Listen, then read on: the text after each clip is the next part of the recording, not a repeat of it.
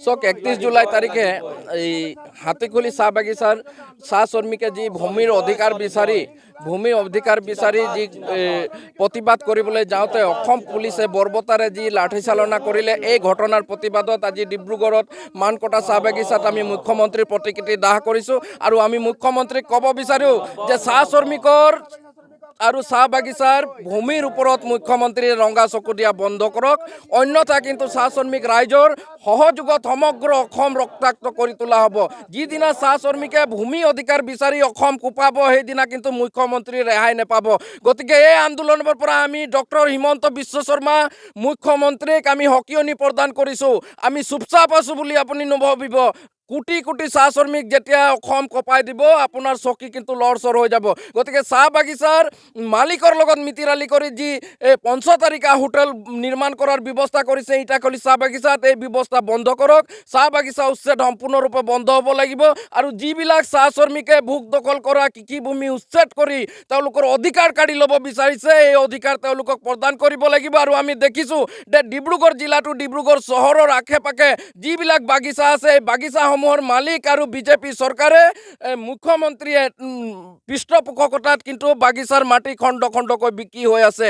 আমি চাহ শ্ৰমিক ৰাইজক সজাগ সচেতন কৰিছোঁ। ডিব্ৰুগড়ৰ লগতে সমগ্ৰ অসমত এই মাটি দলাল চাহ বাগিচা বিক্ৰী আৰু শ্ৰমিকৰ মাটি কঢ়াই লোৱাৰ যি ব্যৱস্থা এই ব্যৱস্থা যদি বন্ধ নহয় মুখ্যমন্ত্ৰী কিন্তু আগন্তুক যি বাই ইলেকশ্যন আহিছে এই উপ নিৰ্বাচন আছে কিন্তু তাতে মুখ্যমন্ত্ৰীয়ে তাৰ ফল পাই যাব। গতিকে চাহ শ্ৰমিক ৰাইজক চাহ জনগোষ্ঠীৰ ৰাইজক জোকাই নল'বৰ বাবে মুখ্যমন্ত্ৰীক আমি আহ্বান জনাইছোঁ আৰু চাহ বাগিচাৰ মাটিৰ ওপৰত ৰঙা চকু দিয়া মুখ্যমন্ত্ৰী আৰু তেওঁৰ পত্নী পৰিয়ালে যি ৰঙা চকু দি বাগিচাসমূহৰ মাটি মানে বণিক গোষ্ঠী গতাই দিয়াৰ ব্যৱস্থা কৰিছে এই ব্যৱস্থা বন্ধ হ'ব লাগিব।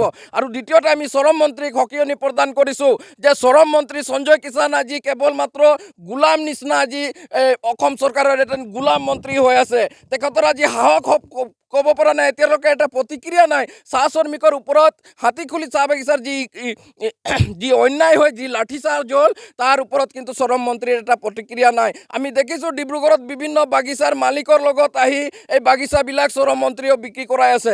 গতিকে এই আন্দোলনৰ পৰা আমি শ্ৰম মন্ত্ৰীকো সকিয়নি প্ৰদান কৰিছোঁ। বাগিচাৰ মাটি যদি বিক্ৰী কৰা হয় খণ্ড খণ্ডকৈ যদি বাগিচাবোৰ বিক্ৰী কৰা হয় কিন্তু শ্ৰম মন্ত্ৰীৰ চকীও নাথাকিব। এই কথা স্পষ্ট কৰি দিছোঁ।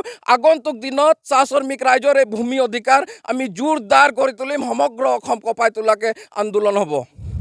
বাগিচাত আজি অসমৰ মুখ্যমন্ত্ৰী হিমন্ত বিশ্ব শৰ্মা ডাঙৰীয়াৰ আজি প্ৰতিমূৰ্তি দাহ কৰিছোঁ, কিয়নো হাতীগুলি চাহ বাগিচা ৰঙাজান শাখাৰ শ্ৰমিকৰ তেখেতসকলৰ যি খাটি খোৱা মাটি সেই মাটিসমূহক লৈ যি বিজেপি চৰকাৰে যেনেধৰণে তেখেতসকলক প্ৰবঞ্চনা কৰিছে, মাটি কাঢ়ি লোৱাৰ যি এটা ষড়যন্ত্ৰ কৰিছে সেই ষড়যন্ত্ৰক আমি ধিক্কাৰ জনাইছোঁ আৰু মাটি কাঢ়ি লোৱা কাৰ্যক আমি ধিক্কাৰ জনাইছোঁ। আৰু মাটি কাঢ়ি লওঁতে অসম ছাত্ৰ সন্থা আৰু আমাৰ চাহ বাগিচা চাহ শ্ৰমিকসকলে বাধা প্ৰদান কৰোঁতে যিসকল অসমৰ সুৰক্ষা বাহিনীয়ে যিসকলে আমাৰ চাহ শ্ৰমিকৰ ওপৰত অসম ছাত্ৰ সন্থাৰ কৰ্মীবৃন্দসকলৰ ওপৰত যিসকলে লাঠি চাৰ্জ কৰিছে আমি কিন্তু সহ্য কেতিয়াও নকৰোঁ।